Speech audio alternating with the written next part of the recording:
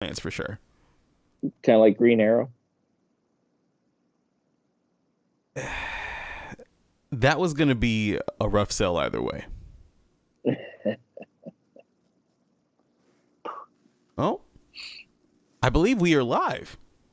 Oh dear.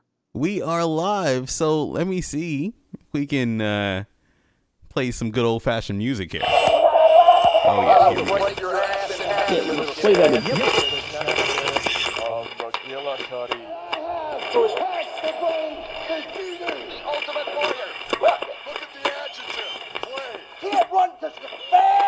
Finally, The Rock has come back home. I'm back. The boys are back in the saddle on a different platform, so the Atomic Drop Show rides again on YouTube. Did you miss me? Oh, how I have missed you. You can talk a little wrestling with us by calling 803-369-3537. You're gonna give me what I want. I've been asking for it for years. And now, here are your hosts, Justin Time and Kyle Cruz. Paul, say something stupid. Oh, a little bit of the bubbly.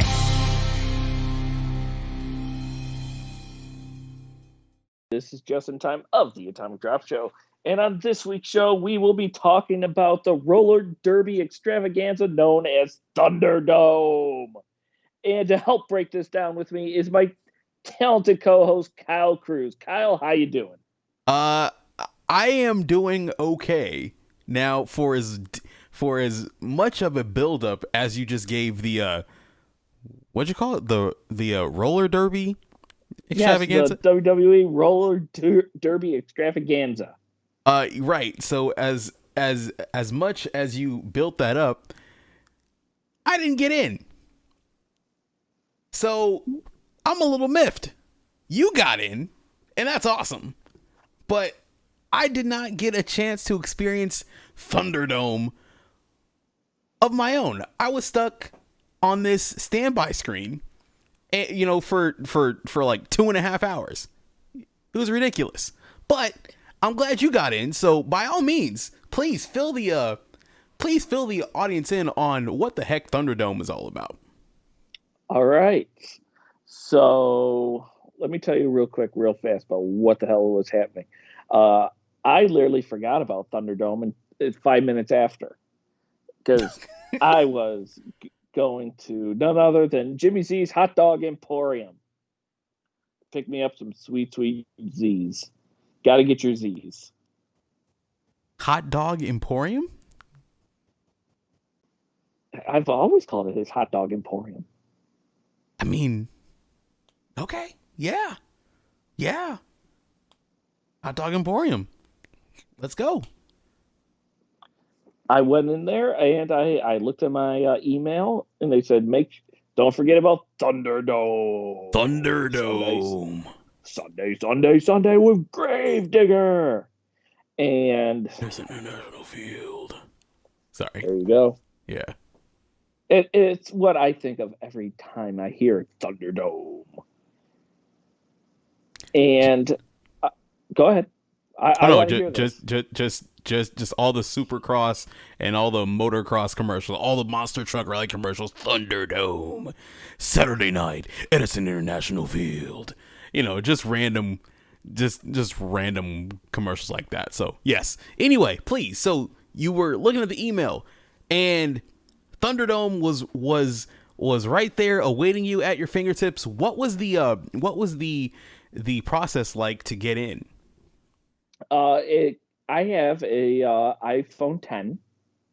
I'm one of those rich guys that bought a $1,000 phone, and so it asked if I wanted to connect my microphone, which I did, and my webcam, in which I did, and then he said, "Hang tight, we're throwing you in the Thunderdome."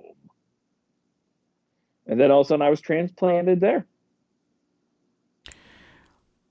So, while you were waiting, did you get stuck watching the same Flow Rida My House video package? Because apparently, for a lot of people, no. So for a lot of people, I got thrown right into the event. You lucky SOB. Either way, there's a lot of people who while they were waiting, they were stuck in this virtual waiting room watching this single video package of Flo Rida, and it was probably some kind of like WrestleMania package. And people were kind of complaining on Twitter, like, "Hey, let me out of here because I'm tired of watching this video."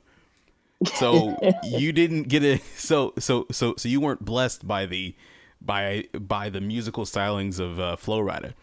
Now, you know, if it was Pitbull and Lunch Money Lewis, oh gosh, all day, Green day, Light I would have sat there. Green Light is definitely up there for the greatest WrestleMania theme of all time. Green Light works. It just works. The ultimate thrill ride. It just kind of made sense. All right, so once you got into Thunderdome, what was it like? Like, what was the screen? Were you like what was the sights, the sounds? Just tell us about it. So it felt like it was like they had fans in the arena. That aspect, how they built the what do they call it? The screen, the massive screen. I have no idea. The virtual wall. Sure. How they level that off, it made it look like that they had fans sitting in the seats. You know, how they level up. So that respect, I was like, that's pretty damn cool. Nice. The one thing that was distracting was that it's bright. It's very, very bright. And everybody obviously has a different wall, or however the one person in the room, car, garage, wherever, bathroom, wherever the hell you're watching. I don't care where you're watching. But it's just all different backgrounds. Yeah.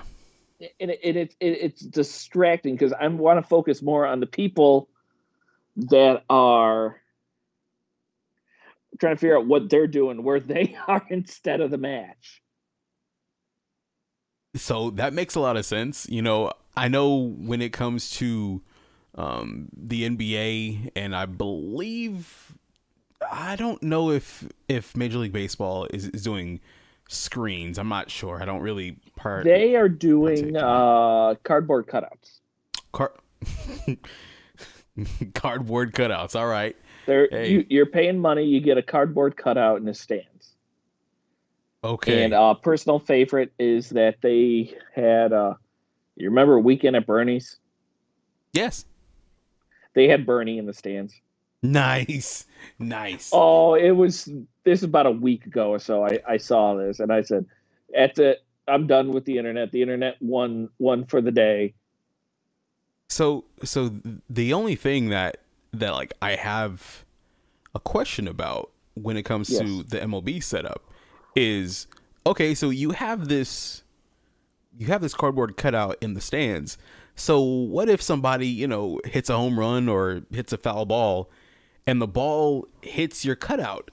Do they send you the ball? Yeah. You know, I heard that some teams are doing that, actually. Really? Yes. All right. I think that's a viable option, and there's no real similar thing that can happen in the Thunderdome, but it's kind of a neat idea, man. I kind of like it. I definitely like it. So back to the Thunderdome. There's a lot of people with a lot of different backgrounds and things like that.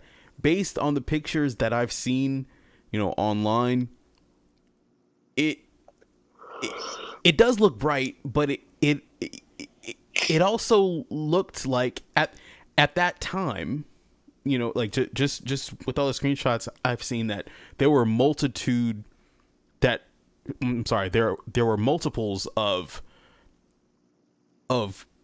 screens. So yes. You'll see like the same people every few slots. Was that true? You know, I couldn't tell on my phone. I Okay. cannot honestly fair. tell you that. It looked like it was very filled out. I will definitely say that. Obviously, for you, it was literally a packed house. And Yes. mhm, mhm. Yeah. It, No. I had friends who were telling me like, oh yeah, man, like they had to be reminded to go in, and they went in all late, and they got in immediately. So yeah, man, I'm a little pissed. So, but hey, more power to you. You're part of something super revolutionary. it's different. I sat there and I went, I could see how they could possibly do this for concerts and going forward, like Super Bowl, Right. shit like that. Right. This is revolutionary. Will we see? I mean, like, apparently this is gonna be the setup until the end of October.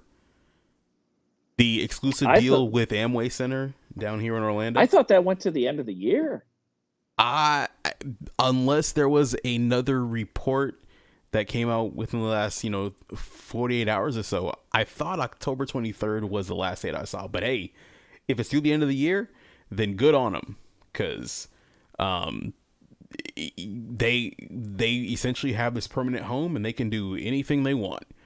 And Thunderdome, I've seen a lot of mixed to negative reaction online, but based off of still shots, it looks kind of cool.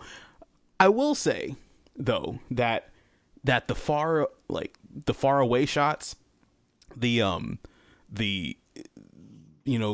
shots kind of hovering away from the ring look better than the hard cam shots. Right. Yeah. They were producing it just like a television show with fans in the audience too. Like the camera angles that I saw, it literally felt like it was like a Raw. Man. Wow. Well, that's really cool. That's really, really cool. How I don't know if you're at liberty to say, but I'm curious. What did you actually see during your slot in the Thunderdome?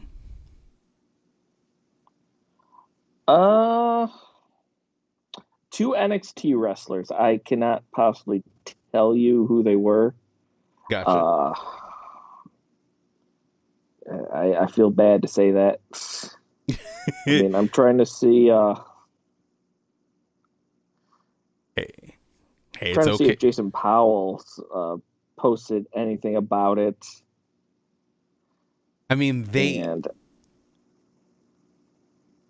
I want to say that in one of the pictures that I believe Ryan Satin posted, because he was the first guy to drop a picture of the Thunderdome.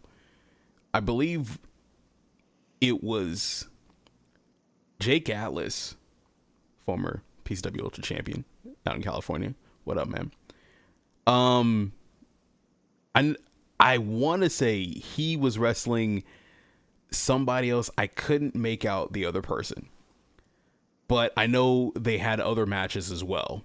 It was a women's match that I saw. Was it a women's tag team match?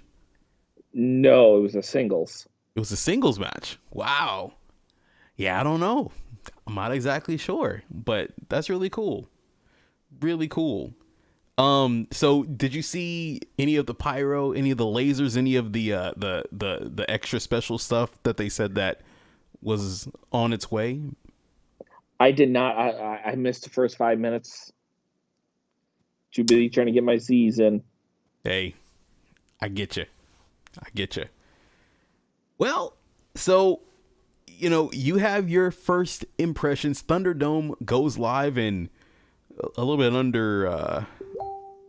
under 22 hours here.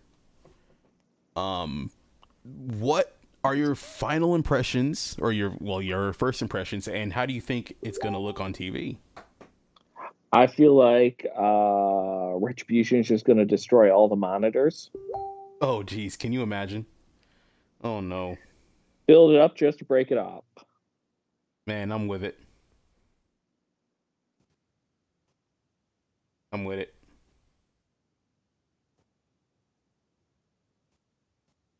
Man. But as a video played over and over, Flo Rida's "Welcome to My House." Dun, dun, dun, dun. That's it. Dun, There you go. dun, Jake Atlas dun, dun, versus dun. yeah, you called that one. Who And did he face? then it was a tag team match. Casey Catanzaro Catanzaro.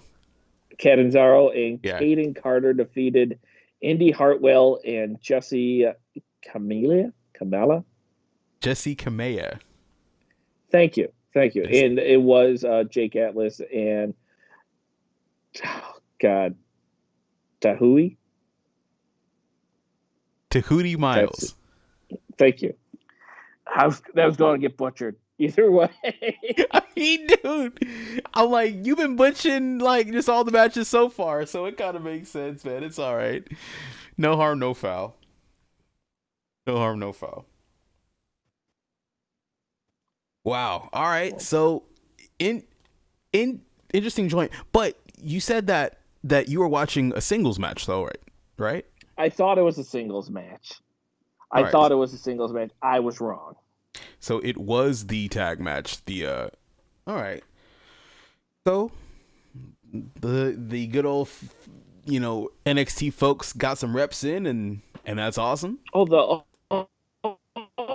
was a third match. I'm sorry. The third and final match saw Mansoor defeat Ridge Holland. Mansoor, yes, Mansoor and Ridge Holland. Shout out to both of those guys, especially Ridge Holland, man. I actually watched. I went back and watched the episode of NXT a few weeks ago, and I watched his NXT US debut, and he's really good. Now he's in the news right now. He's kind of on, he's kind of getting clowned a little bit because there was a bit of a botched spot where he accidentally spiked Johnny Gargano on his head. I saw that. Holy shit. Yeah. I had images of like Austin and Owen over again. Yeah, that looked rough. That looked just bad. I mean, you go back to some of the bad neck injuries like Draws. Ooh.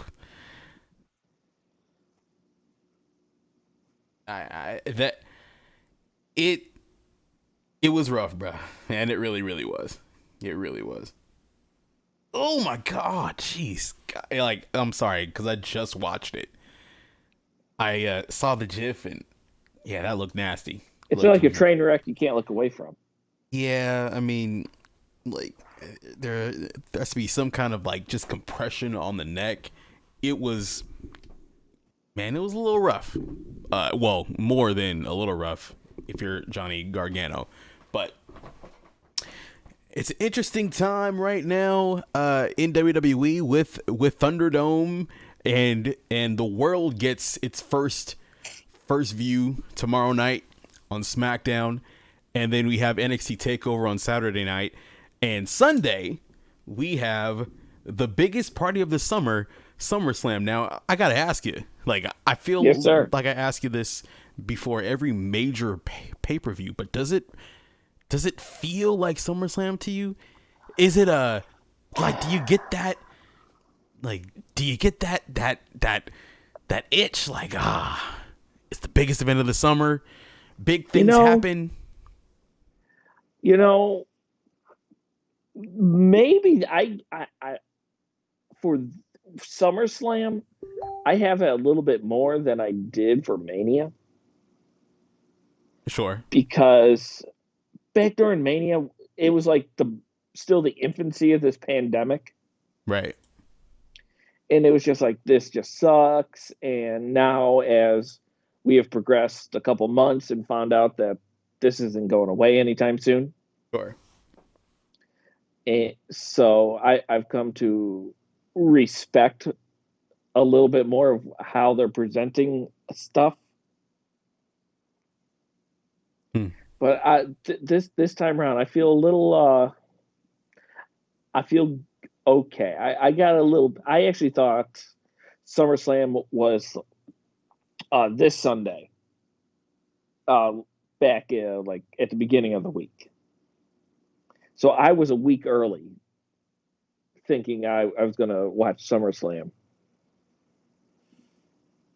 Now, why did you think that? Like, what was it? Just because things were built up so well, or were you just? I would between that and being off for a day for an entire week. Sure. Yeah. But you know what? I thought what sold me. I'll say what sold me was the Strowman Wyatt Fiend angle with Bliss, and I said if that was their go home, they sold me on that closing moment. That I would have taken that as the go home, and I would have been like, I'm sold. Yeah. I mean, I hope they didn't pull their hand out too soon with that one. But whatever Bruce does better be good. Well, I mean, look, you had the Drew McIntyre, Randy Orton feud, Shawn Michaels coming out this past Monday. And it's like, it was cool, but last week with Orton and Ric Flair, that was incredible. And it seemed like it did kind of peak a little early, like just 1 week too early. And I don't know, like if SummerSlam was this past Sunday, I could very well say I'm excited. I'm cool with it. Give me Braun and The Fiend. Give me Orton and McIntyre. Give me Asuka versus Bayley, Asuka versus Shotzi, like all of it. Now it's kind of like, I don't know. It's a weird kind of feeling. Like all of the excitement I have is to see the Thunderdome, not necessarily because of any of the angles they have kind of wrapped up from this past Monday. But we'll see what they do tomorrow. We will see. I'm excited. This is as close as we can get to being at an event. However, I feel like more people will be watching now on their phones than they would be on television, so I don't know how that's going to affect the ratings. I have questions about that type of thing. Yeah. So I don't know. I mean, that is something that came through my mind. Like, obviously, you got to watch the television. The television. Oh my God, you have to watch TV in order to get the ratings, but ratings are low. But maybe I don't know. I am so confused, but yet excited. Absolutely. Excited too, but it's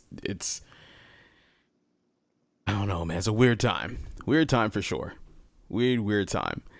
And speaking of weird times, last night we only had one show to watch. There was no. Yeah, we did. We had no AEW, and it was lonely at the top. Hey, speaking of the top, AEW was, wasn't, or there was no AEW competition last night, so it was all NXT. And let me check the stats here. See, Did NXT win the ratings war? I I have a sneaking suspicion they might have. Let Undisputed. me see. Doom, doom, doom, doom, doom, doom. Let's see. NXT, 853,000 viewers. Woo! That is really good. Now, granted, it's unopposed. So when you think about it, how great is it? I mean, like that probably shows you just how little overlap there is between AEW viewers and WWE viewers. So, hey, I'm sure they will take the 853,000, but yeah, it's a little it's fine, but it seems like it's a little low to me. But what I'm really curious to see is the battle between the network special, the takeover special, and the Saturday special that AEW has coming up. Right.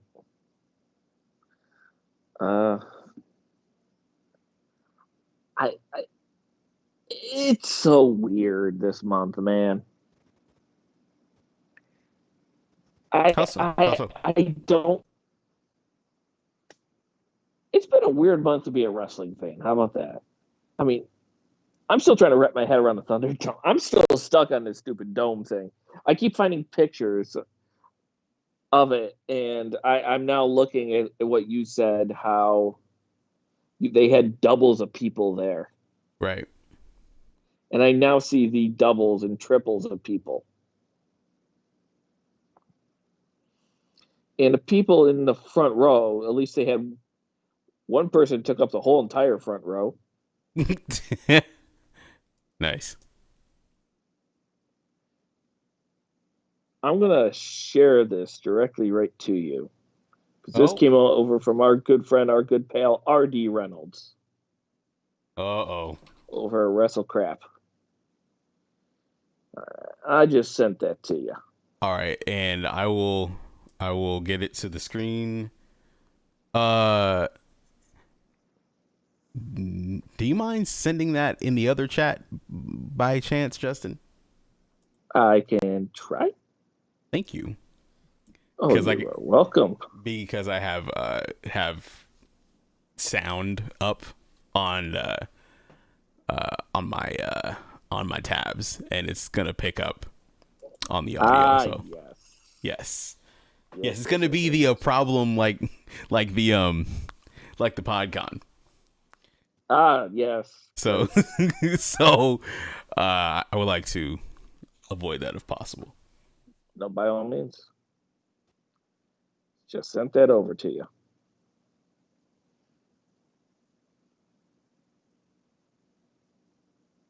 All right. So yeah, just as we're going through this here, did you send it? I did.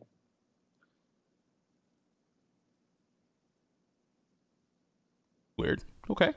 Haven't gotten it yet, but that's Haven't fine. Gotten it yet. No. Maybe you should just. Yeah.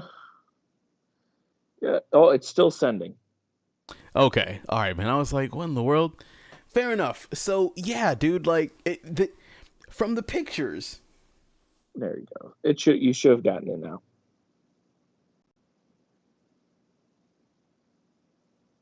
I did. This is. Oh, dude. This is wild. Thunderdome. Let me save this, and we will throw it up here just to give you just an inkling of what the heck is going on with this Thunderdome. It seems like they could fit a lot of people in here too. It does. It's so here's my one question. There's this one individual. So I want you to go. Okay, so you got the Thunderdome logo, okay? All right, just give me one moment here. I want to make sure I get everybody here. All right. Yes, I have the Thunderdome logo. There it is. Okay, so I want you to scoot up 1, 2, 3, 4, 5, 6 spots up. 1, 2, 3, 4, 5, 6. Yeah. 6. And I want you to look towards your left. And you're going to see a guy wearing, it looks like the man shirt. Yes, a few. Yeah. Yeah. It looks like he's wearing a ski mask or a stocking over his head.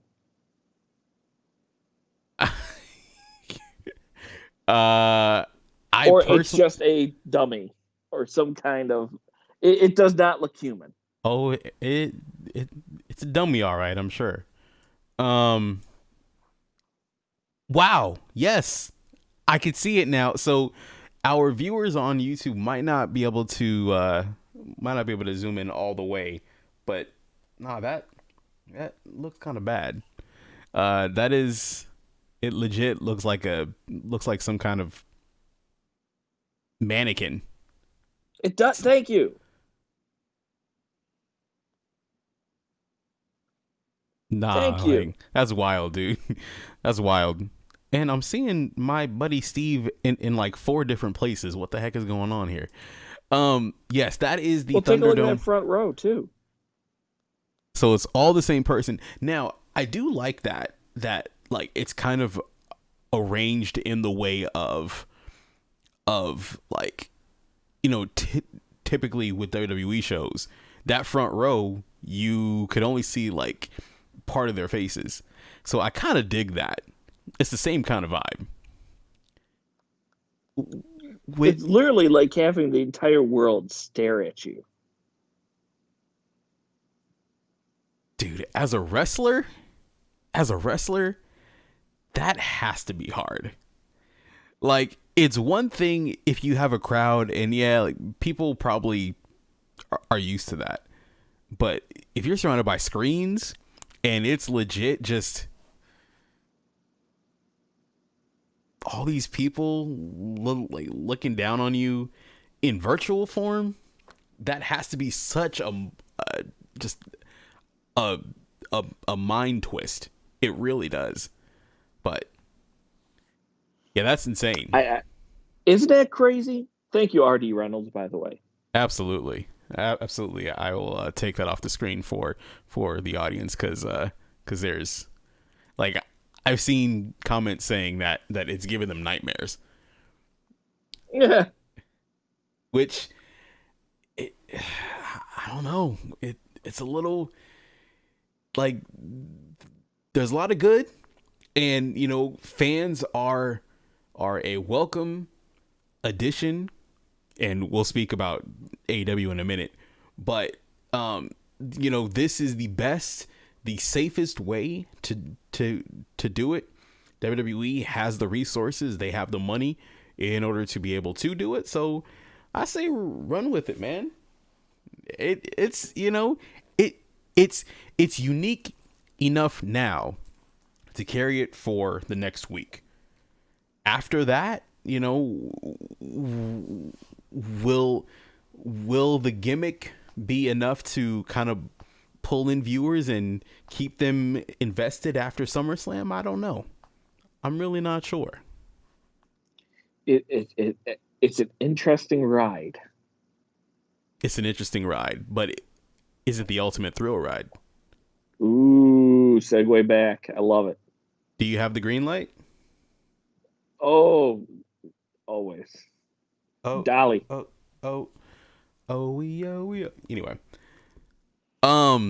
So speaking of fans, AEW yes. has sent out this release saying that they are welcoming fans into their Dynamite tapings. The Daly's Place, the amphitheater right there in Jacksonville, they are allowing people in there if they want. I want to social distancing. Yes, let me see. I'm gonna run the I'm gonna read the actual article here. Okay. And this was in the last 24 hours. Here we go. This is from PW Unlimited. Let's see here. Next week, AEW will be letting a limited number of fans back in the building. Thursday morning, All Elite Wrestling announced that they are once again going to start selling tickets to their events. Selling tickets to their events. Now, it's one of the crazy things here where, is WWE going to start charging for the Thunderdome? I don't know. I don't think so. It seems like you could, like there would be some kind of market for it. Seems like there would be. I mean, I don't know. I mean, that just seems like you're going to seclude a whole bunch of different people. Well, look, man, either way, WWE isn't letting any fans in for, till at least the end of October. At least. If we're even fortunate to get that far. I'm still trying to figure out how AEW is going to come up to Rochester for the show that they promised. Well, let me continue on here. It says, starting tomorrow, fans will be able to buy tickets for the next Thursday night's edition of Dynamite. Whoa. Thursday. That's a typo. Wait, is it going to be Thursday? Because no, I know that. No, I think it is Thursday because of the NBA playoffs. I think they are being preempted this week to Saturday, but next week to Thursday. Right. It says the show is set to air live on TNT with 10 to 15% capacity inside Daly's Place in Jacksonville, Florida. AEW sent out the following press release this morning. I'm not going to read through the entire thing, but they are going to comply with local and state regulations and CDC guidelines. A select number of physically distanced seating pods will be available for sale in groups of 2, 3, 4, and 6 around the outdoor venue. For the first ticketed show on August 27th, a maximum crowd of 10% capacity will be permitted. Going forward, as long as safety protocols are followed meticulously, a maximum crowd of 15% capacity will be permitted for all live events at Daly's Place. There you go. Tickets start at $30. Guests will be required to wear face coverings that cover the nose and mouth, physically distanced from any person who is not a member of their pod. Guests will also be asked not to attend the day of the show if they have COVID-19, symptoms of COVID-19, or have had close contact exposure to someone who they know has had COVID-19 symptoms. In addition, all guests will have their temperature scanned prior to entry. Careful, because that's how some companies got in trouble last time. No comment. Mm-hmm. No further comment. An increased number of hand sanitizing stations will be available, and floor markings will also be used to assist with physical distancing. Industrial fans were also added this past year to further improve air circulation at the open air venue.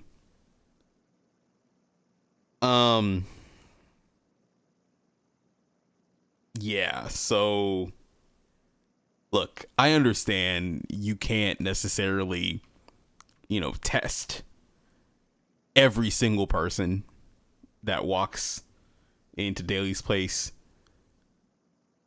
I mean, you really can, but I guess when you're introducing fans, it adds a little wrinkle. But it just feels like they're not that's a dangerous thing to do.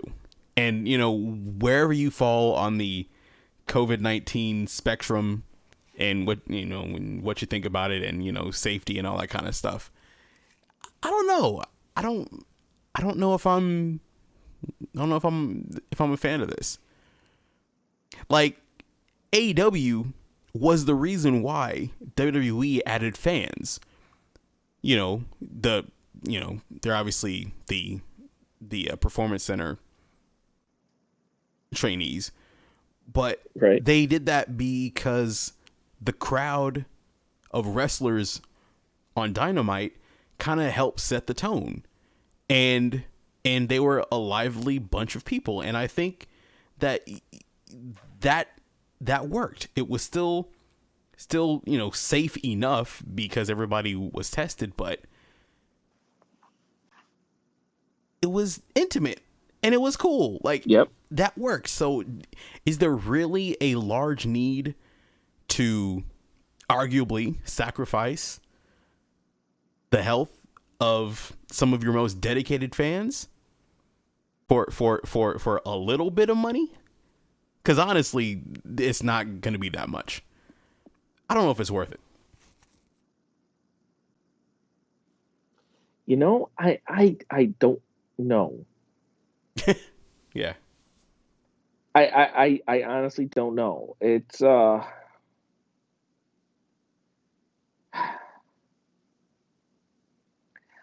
trying to think how to properly word it. It's I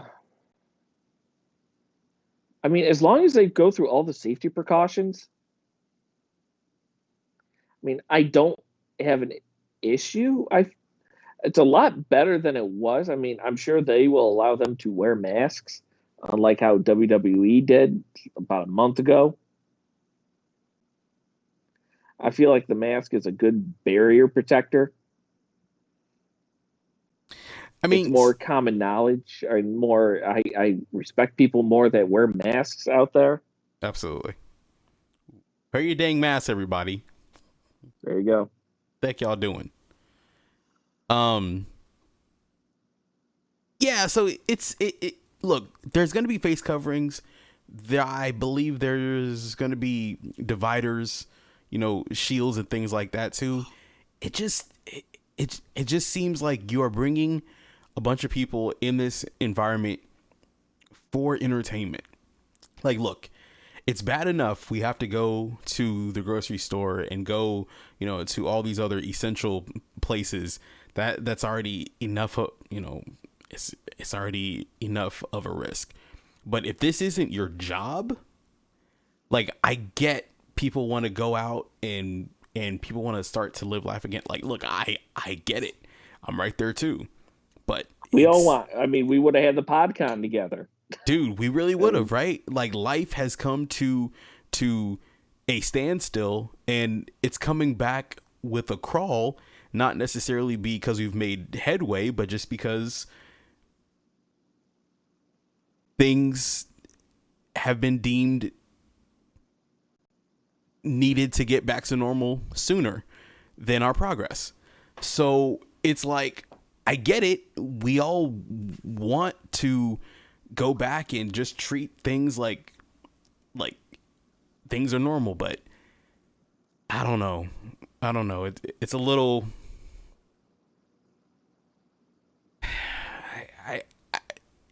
It seems a little problematic to me. Really? Hey, look, I'm in Jacksonville, and hey, look, I'm sorry, I'm not in Jacksonville. I'm in Orlando. I was going to say, when did you move? Go Jags. Almost 2 years ago from LA, but no, no, I'm about. I think it's like 2 hours away, like 2.5 hours away, something like that.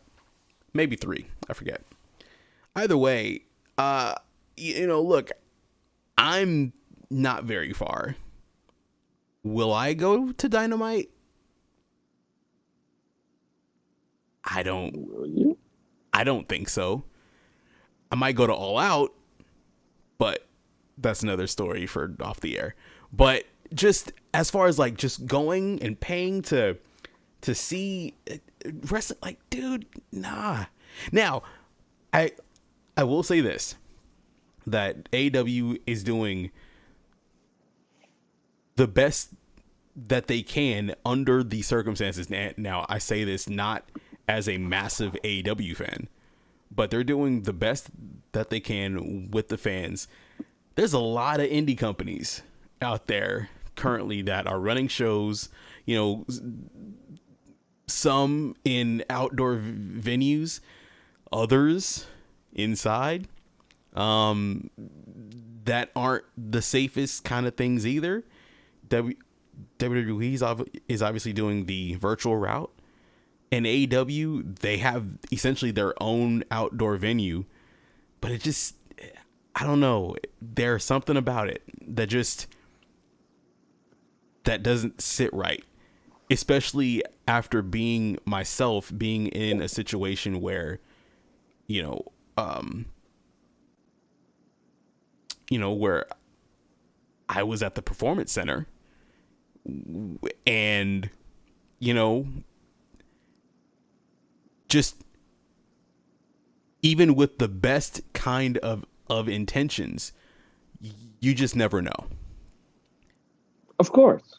So that's like I think we should all still be extremely, extremely conscious of that when it comes to letting fans in. It's bad enough, or it's like, it would be fine and well and good if they were treating it like the NBA, if there was just some large bubble that everybody had to stay in, nobody out. If you go out, you have to quarantine, all that kind of stuff.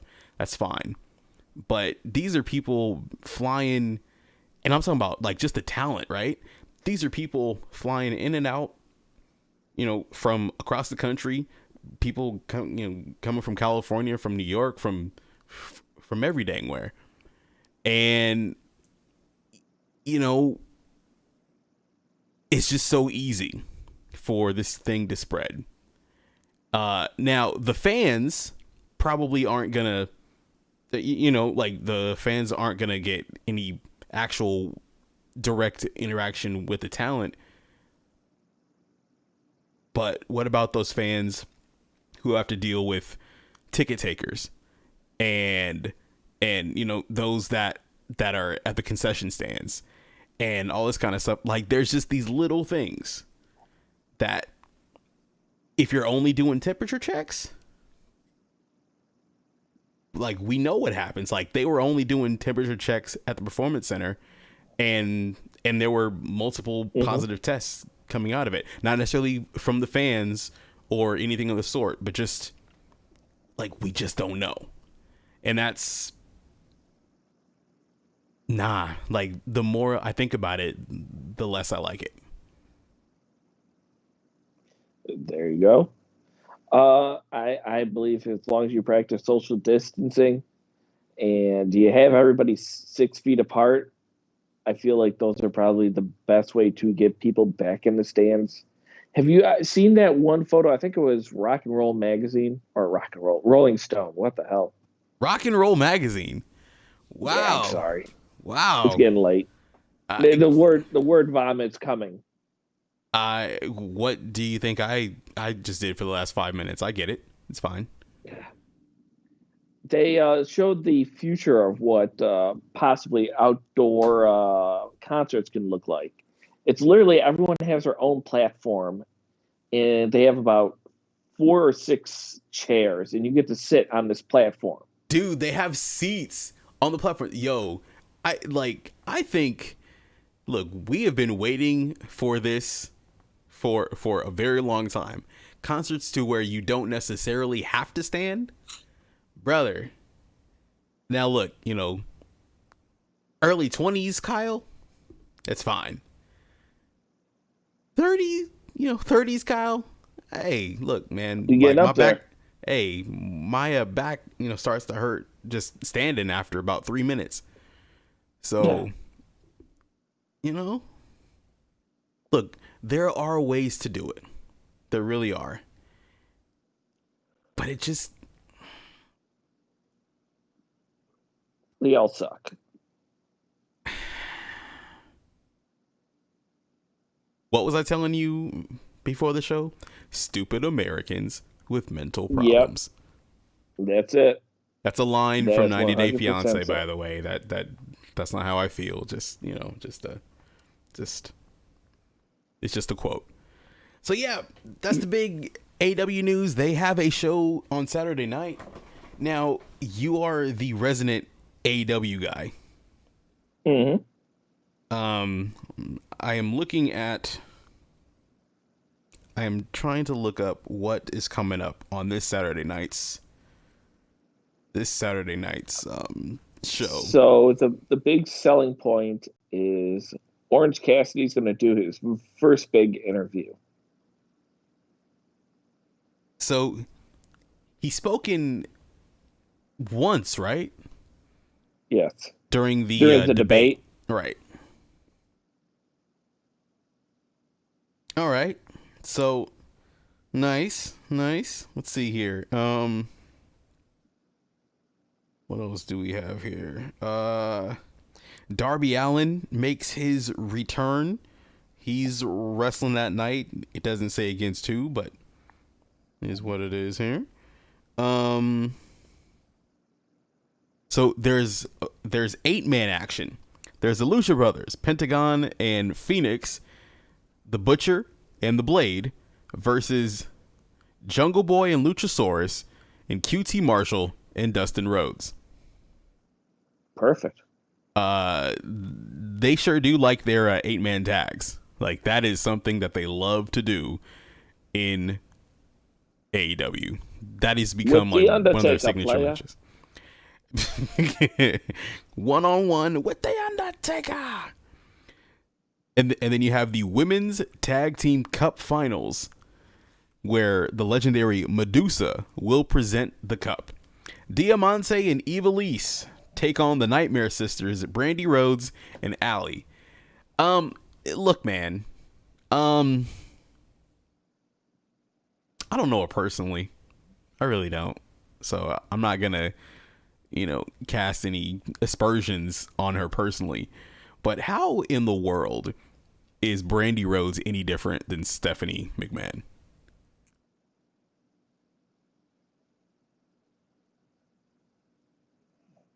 You don't know either, right? I get it. Absolutely. She plays this heel on television, which is fine enough, but you're also playing up your real role off screen, where off screen you want to try and be a babyface or just be a good person, and that's awesome. But it's like you I don't know. It just seems a little. It seems self-serving, and I'm not saying it's her fault. I'm not saying it's Cody's fault. I'm not trying to blame anybody, but it all just seems to work too perfectly that the chief brand officer just so happens to be a wrestler and just so happens to be booked in the only primary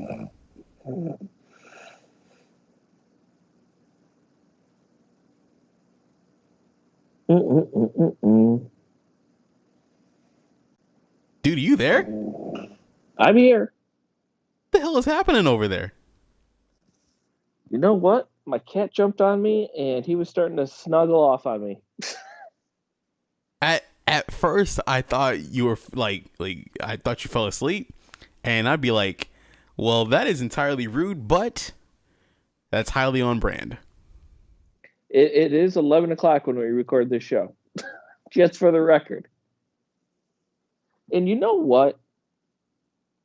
I'm going to stir this ship into a different direction. Go for it.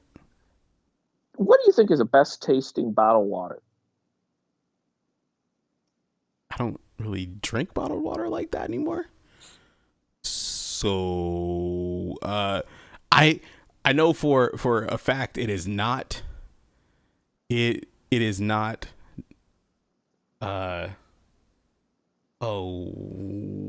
What's that nasty old water? It's not the Coke water. It's the Pepsi water. Aquafina Del Santi. Aquafini. Aquafina. Aquafina. Yeah. Okay. That water is terrible. I don't mind Dasani. It works in a pinch, but Aquafina, if I could help it, nope, never. What? Never. I'm going to Nope, tell you never. the best tasting water What's that that? I have found. It is Costco Kirkland's bottled water. Shout out to Kirkland's. You are absolutely right. I got my Costco membership this week for my business, and I was like, you know what? Need some water. Went over there, $2 for 36 bottles. And I was like, I drank some and I went, this is some tasty ass water. Kirkland signature, man. Yeah, dude. Hey, now look, man. Look, I always gotta ask. You know, when people tell me they got that Costco membership, did you go over to the cafe and get one of those awesome hot dogs? I have not yet. There was such a line, brother. It was quick though. I was on the clock, and it was also the day that I went to DeBella's. DeBella's home of the world's best sub, bro. I'm telling you. There you go, brother. Shout out to DeBella's. That is always one of the first stops. One of the first stops that you have to make when you head out your way, dude. It's a staple for sure. So it was Costco hot dog versus DeBella's hot Godfather. You know what? You know which one won. Absolutely. Yes. Well, the next time you go to Costco, you have to slide over, get yourself a hot dog. It's freaking delicious. All right. They have this awesome sesame seed bun, all beef hot dog. It is delightful. It is delightful. Now, would you put their hot dog on par with IKEA Swedish meatballs?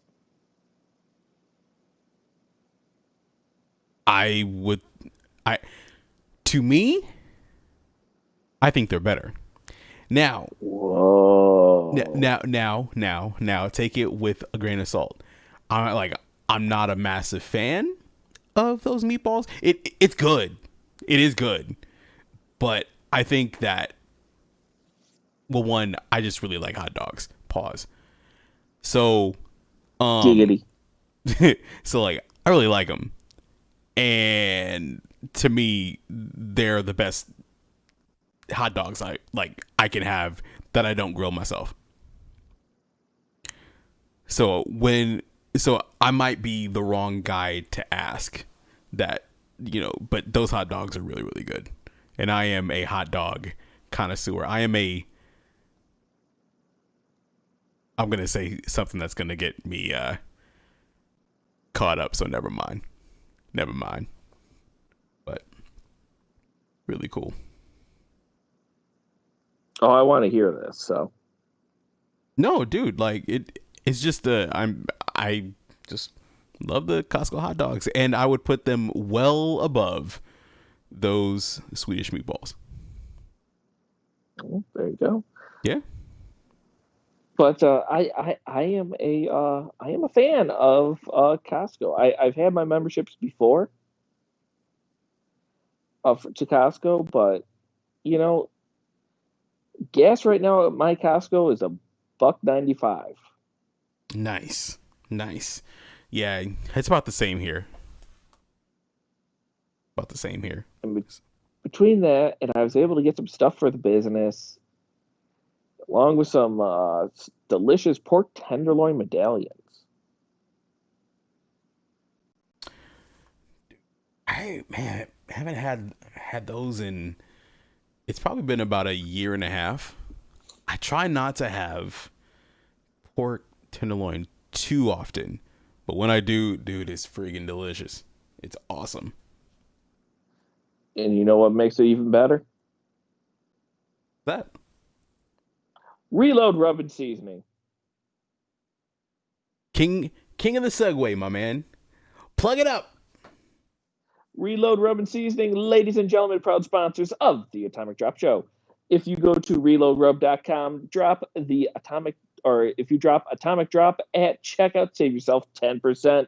They got some new swag, new merch, spices galore. They got your double action, your Magnum, your sweet and smoky Chipotle, Montreal, not Montreal, help.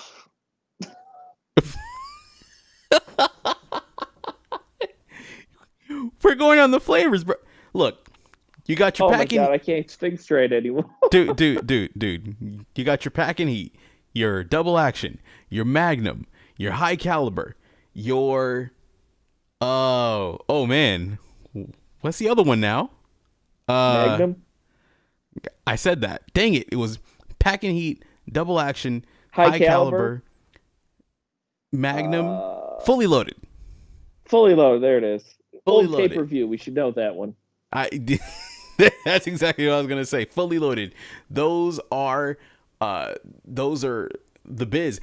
Actually, like, I keep telling Mrs. Cruz this, that I have to get a brand new order of double action because we are really, really down. So I gotta put that order in, and I think I gotta get the tall boy because we go through double action like it's nothing. Like it's nothing. There you go. But do yourself a favor. Reloadrub.com. Save yourself 10%. Type Atomic Drop at checkout. And you're in there, man. It's locked. It's locked. There you go. Just put some of that with your pork medallions. You'll be all right. Facts. And no Make lie sure there, you bro. down it with your Kirkland bottled water. No lies detected. No lies detected. For sure, my man. For sure. Hey, so really quick, man. Talk to me. No, I actually just want to go through, just because we have a big show on Sunday. I just want to go through this card really, really quick. It doesn't have to be long, but I want to get your thoughts on what's going to happen. Oh, predictions. First starting off with the WWE Championship match, Braun Strowman and The Fiend Bray Wyatt. God, this one's just been built up so well. I want to see Strowman go after the strap against the Fiend. I want to see these guys carry this on until Survivor Series. So I want to say Fiend goes over. The Fiend goes over. So the Fiend actually is going to win the WWE Championship one more time. Okay. Yes, sir. All right. I'm sorry. That is the Universal Championship. My fault. It's late here, I promise. That is for the WWE Universal Championship. Speaking of the WWE Championship, I think one of the best feuds, probably the best men's feud in WWE right now, Randy Orton and Drew McIntyre. Who's coming out on top? I want to see McIntyre retain one more time.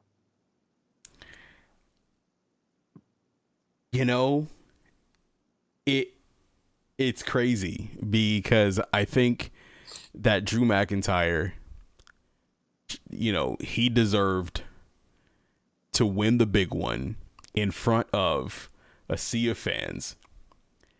And it is a shame that Drew McIntyre is going to go into SummerSlam and lose the championship.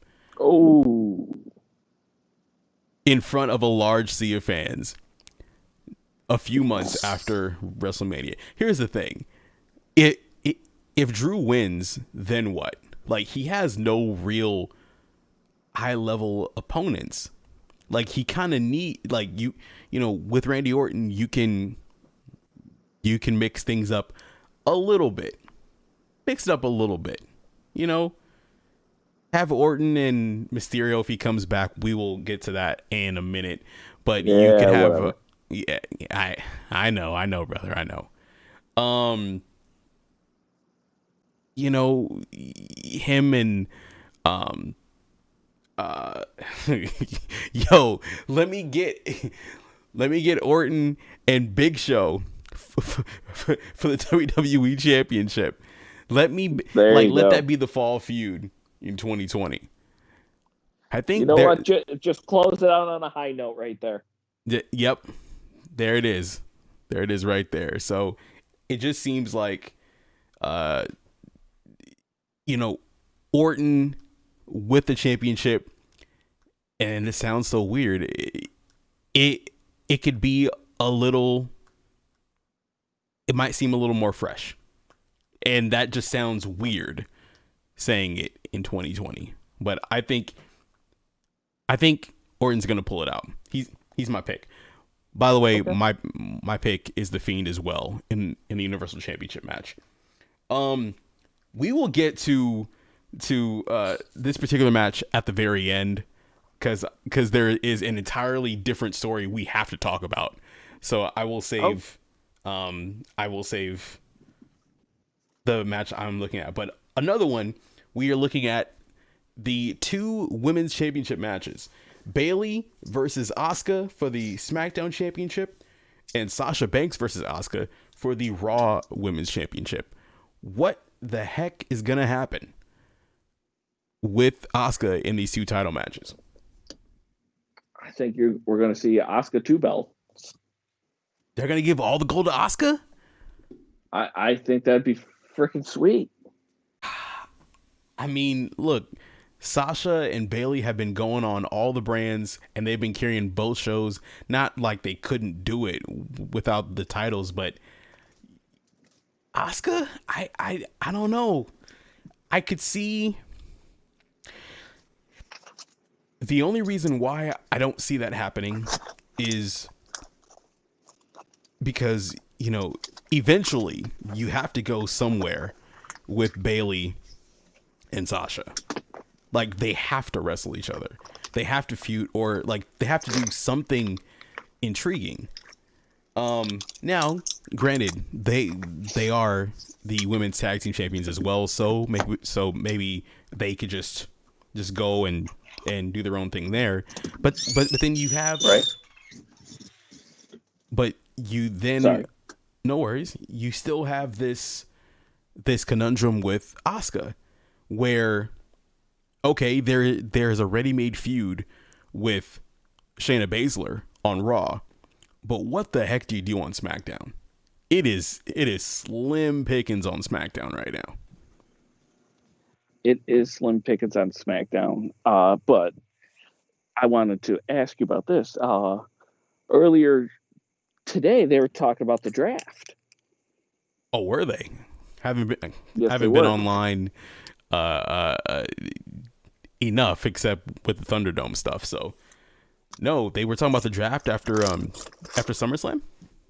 Roughly around, yeah. It's time to, as they say, shake things up again. So if you do that, you can shake things up, and you can, you know, just do something like put some work into the SmackDown women's division. Maybe do some call-ups, or maybe do more put some respect on that name. I'm saying, or maybe you would do more with Bianca Belair, or, you know, just, you know, they're doing some stuff with the Riot Squad. For goodness sakes, actually treat Mickie James like she's worth something. Anything, something, you know, like she made an appearance on Raw this past week, and she was just destroyed in a squash match. It's like, come on, man. Like, you have Vince a living loves doing that. You have a living legend on the roster who could still go. Yet, we know how it is. So you say Asuka 2 belts. I think Asuka, man, that's tough. Isn't it?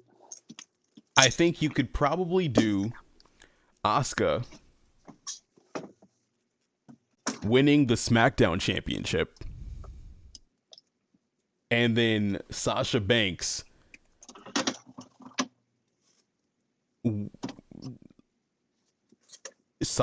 keeping the Raw Women's Championship. And you could, okay. It could be the inverse of that, but I don't think Asuka's gonna walk out with both titles. I don't think that's. She's gonna walk out with one of them. She will walk out with at least one. Yo, what are you doing? Like, are you working on the car back there? Like, what kind of piping are you holding right there? I'm hearing something. I'm actually getting some ice right now. Getting some ice from my sweet Kirkland bottled water. I got thirsty. I gotcha. Man, I gotta up my water intake because I barely had any. Riveting radio here. It's all good. Isn't it? There you go. Shout out to our listeners here. We don't do the shot of the day anymore, so. This is true. Shot of the week. We do not do the shot of the week, but we'll still working on that one. Yes, we are. The Street Profits, Angelo Dawkins and Montez Ford take on Andrade and Angel Garza, the Raw Tag Team Championships.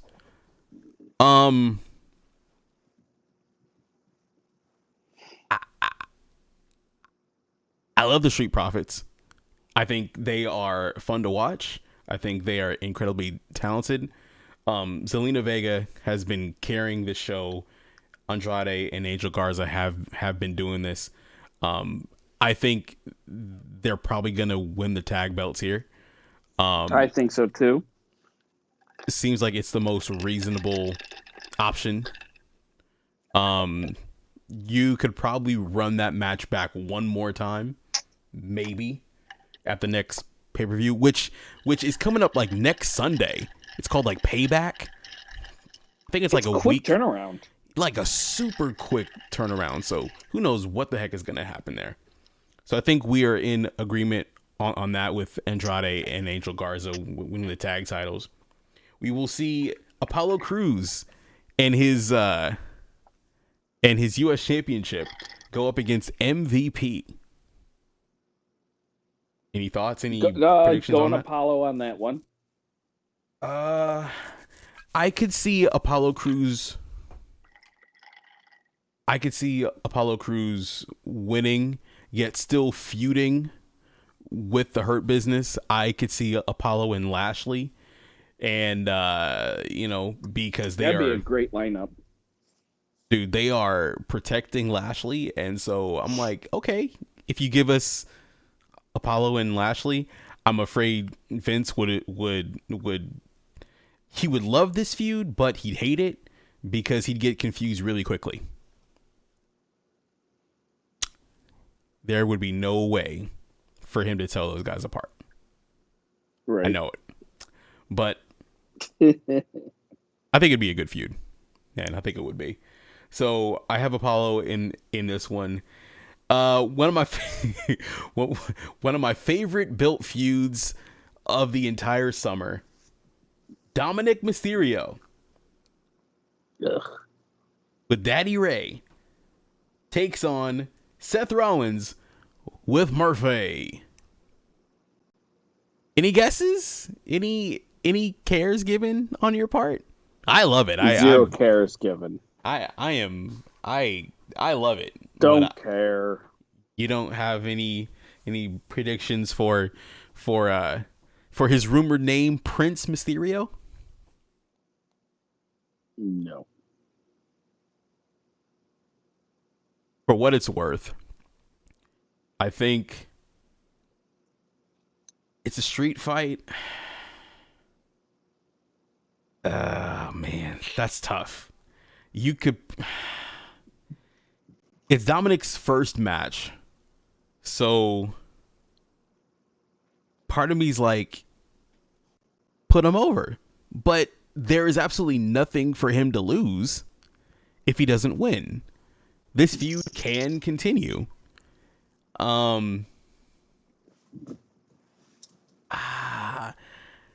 I think they're just gonna pull the trigger. I'm calling Dominic. I'm calling Dominic for the win. I'm going against my better judgment. Dominic Mysterio is gonna beat Seth Rollins in the street fight, thanks to interference from Papa Mysterio. And you have all the cares in the world, White Justin. No, right? No. You do you. All right. The final official match on the card. Something we have to get into, and it's gonna be really awkward. Mandy Rose versus Sonya Deville, hair versus hair match. Haven't had one of these since WrestleMania with Molly Holly. Molly Holly and Victoria, right? That's right. So for what it's worth, for what it's worth, I think that Mandy Rose is probably gonna win. Think it's a measure of revenge for everything Sonya has put her through, and I could see Sonya rocking the baldy a little bit, man. I could see that. So that's cool. Or, like just buzzed all the way down, like CM Punk style. There you go. But what the heck happened? Sonya Deville. Like, what happened? Like, this breaking and entering, this fan from drove from South Carolina to I mean, Mandy and Sonya, they live together, and it's like they like this random fan just came through and broke in, and he had all kinds of instruments of torture, and I mean, dude had knives and things to tie either Sonya or Mandy up. I don't know. It just seems that it's it was wild, right? It was wild. The downfalls of Stardom, because you absolutely have fans that can just message you incessantly, and before you know it, they decide that they want to come to your house and whatever, and it's odd. It's weird, man. It is weird. I hope that it ranks up there with when poor Bret Hart got attacked last year at the Hall of Fame. Was that only last year? That was last year. Well, this year we didn't have a Hall of Fame. Yeah, but I thought it might have been the year before that, but maybe not. I don't know, man. I can't keep No, up with it was these things. last year, brother. Wow. Well, look, there are just sick people out here. Obviously, I hope the guy, goes to jail, gets charged, and all that kind of stuff. But I hope that he can rehabilitate, because it's clear there's some mental issues there. But dude, that was a brutal, violent plot. And who knows what was going to happen to Mandy? Who knows what was going to happen to Sonya? But thankfully, they got out just in time. Because, shout out. Because that could have been really, really scary for the both of them, honestly. So it almost makes... It was just scary. I mean, it really was. So it almost makes this Sunday's match seem inconsequential. But it's like, dude, I could see... Honestly, I could see the both of them kind of just disappearing off of TV for a while. Because you have to, like think of the imminent threat that was right there. That is a trip in your mind. So I don't know how they're gonna do it. I don't know how they're gonna work up the nerve to even go out there tomorrow, much less Sunday. But we'll see. We will see. So 8 matches officially on the card there, and yeah, that's what it was, man. SummerSlam 2020, biggest party of the summer, man. Feels like. Get the cheese sauce ready. Oh God! What? Why gotta ruin the good things here? I only enhance them. Where is he enhanced? I fail to see it. Beauty's in the eye of the beholder, my friend.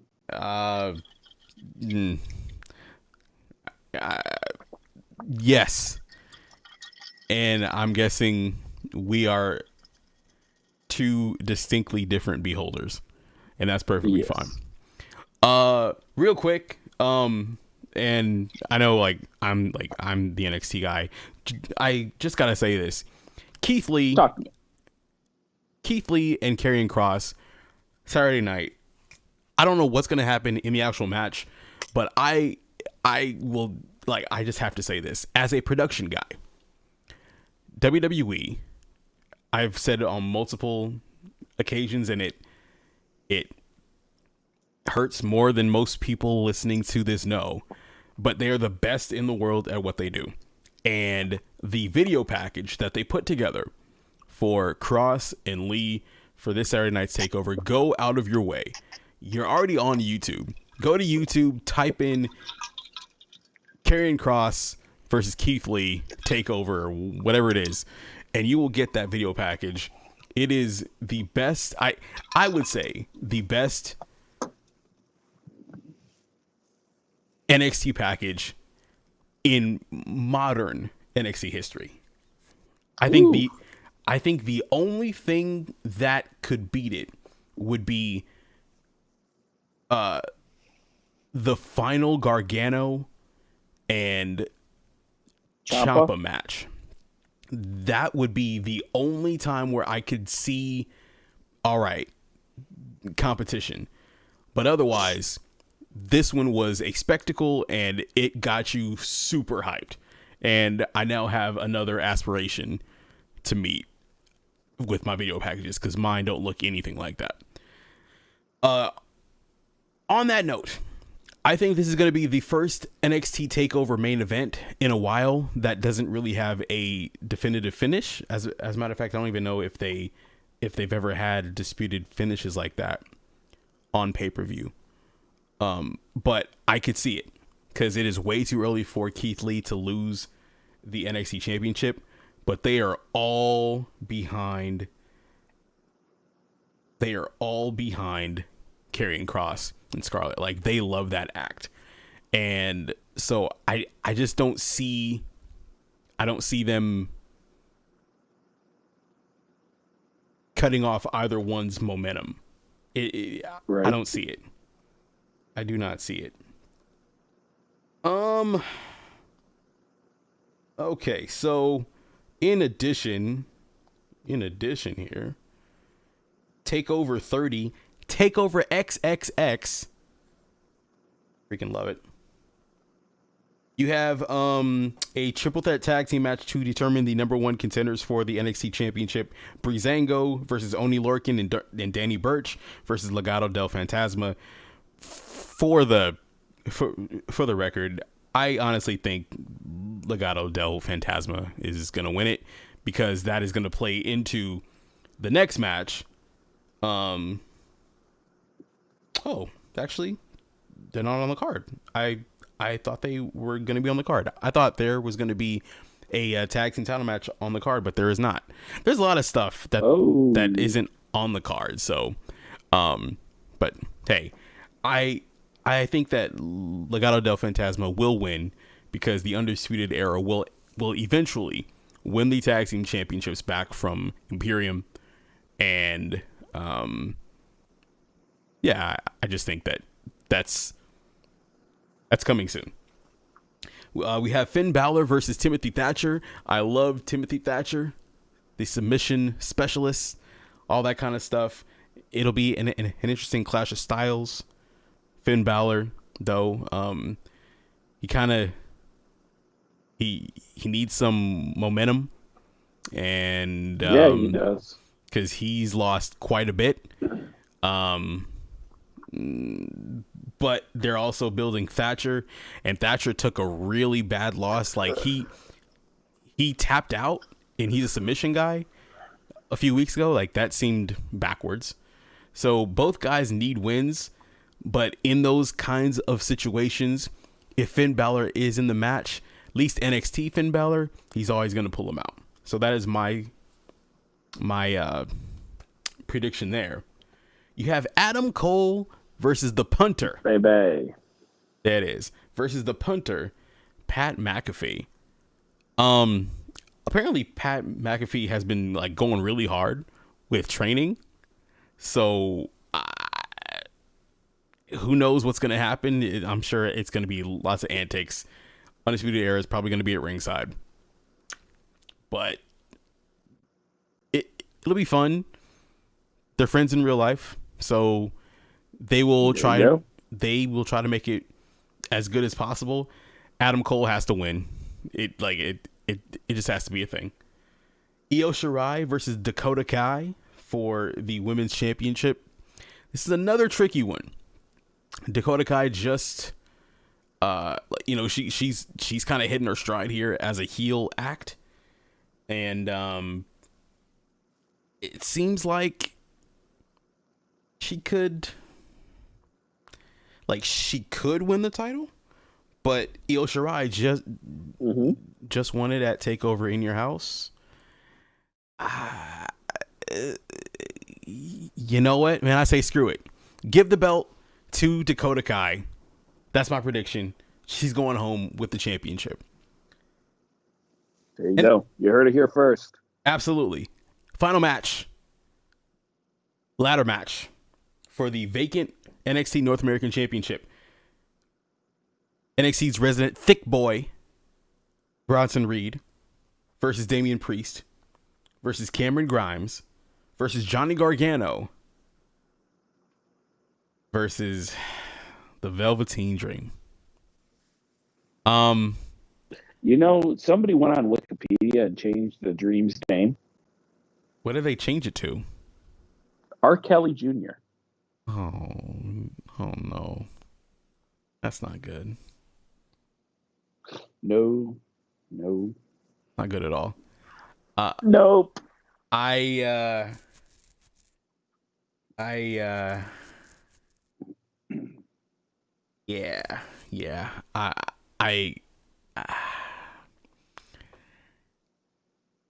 Triple H avoided and dodged questions about Velveteen Dream during the media conference call yesterday. And look, there is a lot of evidence. There's a lot of evidence. It doesn't. Yeah, there is. It doesn't really look good for Dream at all. But they brought him back, and they're giving him a push, and they are unapologetic about it. I cannot say here or there whether he's guilty or not. That's not my place to say, but I will say that you have to at least read the room.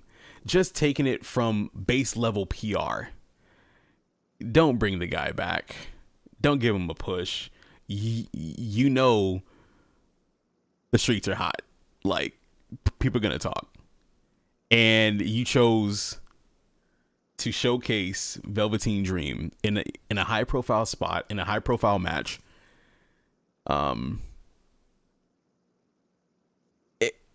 You know, on a week where NXT went unopposed, like he was the guy that you chose to focus on. I don't know about that one, dog. I don't know about that one, but that's just me. I can't say anything further, but I agree.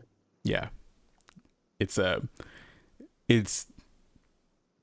uncomfortable situation for viewers I and did not have everybody. much respect for Dream in the beginning. At the beginning? And How come? I just didn't like Dream. I just never liked the Dream. How about that? I never got the Dream. Like as a character, yeah. Yeah, the character, yes. Yeah, I gotcha. And it's the same thing with Matt Riddle too. It's kind of like I don't get it. Yeah, I get it. Yeah, I hear you. Two guys I could give two shits about, and they're like, yeah, we're gonna keep them even though these allegations are there. Yeah. Matt Riddle, they have gone all in on Riddle as far as showcasing him, you know, and keeping him strong.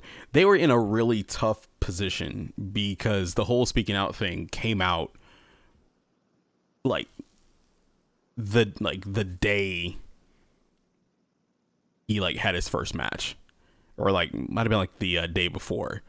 So it was kind of like WWE was stuck, but they have decided that they can move forward with Riddle, and they can move forward with Dream, and yeah, man, I don't know. I don't logically, morally, I don't like it. I will state that. Morally, it just feels wrong.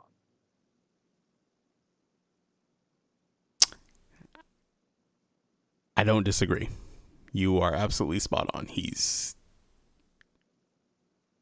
I can't make assumptions of guilt, but it doesn't look good. It doesn't look good. And there wasn't a convincing enough reason to continue on when one of the alleged victims has said that nobody has reached out to him. So when you do this internal investigation and you don't reach out to the victims. Now, look, I also understand that police and authorities have to get involved, and you don't want to necessarily, you know, like there's things with trying to make people disappear as far as like their stories disappear, things like that.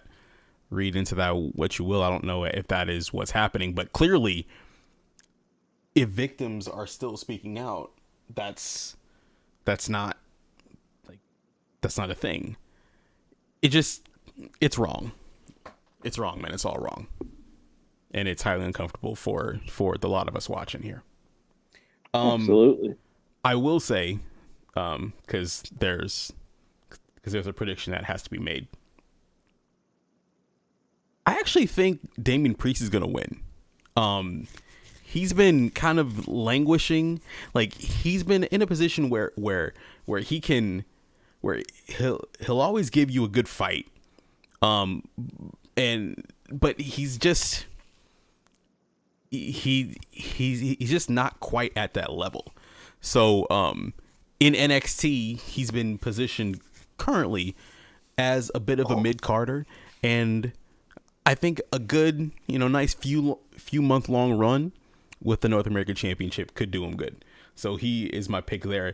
And to be completely honest, I could see that or Adam Cole versus Pat McAfee as the main event. I don't know if they were you going to say Pac-Man Jones? Yo, shout out to Pac-Man. Pac-Man Jones had one of the greatest had one of the greatest wrestling, like celebrity wrestling matches ever. I mean, between him and with Jay Leno too. Come on, That Jay Leno match was garbage. That was terrible. All the Rodman ones, though, those were they're spectacles, but they were fine enough. But the Leno one, fine. We'll have to turn on Road Wild '98, and we'll have to watch together, do a watch along, and see in person, see with our own eyes how crappy that match actually was. Perfect. I look forward to doing that. Coming to a podcast near you. Is there anything else you want to get into, brother? My bed. I understand. You have bed to get into. I have nonstop work to get into. So, I hope that it hasn't been work for you to listen to our show. Thank you so much for joining us. Hopefully, we will be back at you next Wednesday. Hopefully, there's no wood around. Oh wait, here's some wood. I'm knocking on wood here. Hopefully, we will be. That's what she said. Oh yeah. Well, no, like she doesn't have to find it. It's just natural. Anyway, bottom line is this: we hope to be back next Wednesday to give you another edition of the Atomic Drop Show, breaking down all of the news from SummerSlam and the just all the good stuff. The Thunderdome, the worldwide premiere of the Thunderdome, all that kind of stuff. It should be good. It should be a good time. Thanks for hanging out with us, Justin, my man. Let's get you to bed. Please and thank you. For Kyle Cruz, this is just time, and we will catch you in 6 days. 6 days. Bye-bye.